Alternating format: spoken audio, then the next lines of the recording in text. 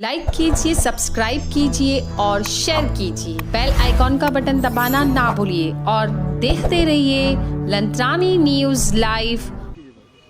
आज हम लोग एमसीडी चुनाव को लेकर जो डिलिमिटेशन कमेटी है उनसे मिले और हमने उनको कुछ जो फीडबैक रहे हैं फर्स्ट ड्राफ्ट का, उसका ड्राफ्ट का हमने फीडबैक दिया। मेनली दो चीज़ें थी। पहली तो यह है कि पूरे दिल्ली के अंदर जो वार्ड बनाए गए हैं, कहीं पे 90-95 हज़ार वोट हैं, कहीं पे 30,000 वोट हैं। ऐसे में एक ही हर एक वार्ड के लिए एक बड़ी निश्चित रूप से फंड आती है। ऐसे में लोगों को गवर्नेंस में बड़ी दिक्कत आएगी। तो हमने कहा कि इसका एक तरीका बनाइए जिसके अंदर हर एक वार्ड के अंदर एक लिमिटेड पॉपुलेशन हो, जिससे जो भी काउंसलर चुना जाए वो उनको सर्व कर सके अच्छे से। दूसरा, कई जगहों पे आइलैंड बना दिए गए हैं, एक उस वार्ड के उस लोकेशन का कोई लेना देना नहीं है। तीसरा, कई जगहों पे नामों में फ़र्क है। तो हमने सारा ड्राफ्ट बना के उनको दिया है और साथ ही साथ हमने उनसे भी ये भी बात मांग की है कि भाई आप जल्द से जल्द चुनाव कराएं, क्योंकि चुनाव बहुत ज़रूरी है और दिल्ली की जनता बड़ी परेशान है। भारतीय जनता पार्टी ने पूरी दिल्ली के अंदर कूड़ा कर रखा है। जहाँ भी जाओ आप, हर गली के अंदर कूड़ा है। लोग चाहते हैं कि इस भारतीय जनता पार्टी की जो भ्रष्टाचारी शासन है उससे आज़ादी चाहते हैं। तो हमने उनसे मांग की कि आप जल्द से जल्द चुनाव कराएं दिल्ली के अंदर।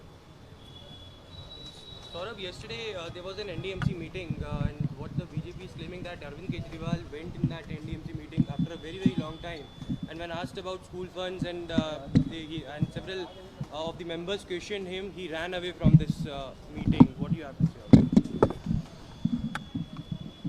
मुझे लगता है कि प्रधानमंत्री जी से अगर पूछा जाए कि दिल्ली सरकार के स्कूलों में प्रधानमंत्री जी ने कितना फंड दिया है और उनसे बदतमीज़ी की जाए तो हर टीवी चैनल पे चलेगा कि प्रधानमंत्री जी से बदतमीज़ी की। और हमें इससे कोई फ़र्क नहीं पड़ता कि प्रधानमंत्री जी दिल्ली के स्कूलों में कितना पैसा दे रहे हैं। केंद्र सरकार के स्कूलों में पैसे के लिए आप मुख्यमंत्री से पूछ रहे हैं, ये बहुत ही अजीब बात है। और जिस बदतमीज़ी से भारतीय जनता पार्टी के नेता बात कर रहे हैं, मुझे लगता है उनको भी तैयार रहना चाहिए। अगर उस तरीके की बदतमीजी उनके सर्वोच्च नेता के साथ हो तो मीडिया के अंदर कितना शोर मचेगा, एंकर्स कितना शोर मचाएंगे और भारतीय जनता पार्टी कितना शोर मचाएगी, ये बात सब जानते हैं। मुझे लगता है कि मर्यादा जो है वो हर एक को उसका पालन करना चाहिए। आप अगर इज्जत चाहते हैं तो इज्जत करना भी सीखनी चाहिए।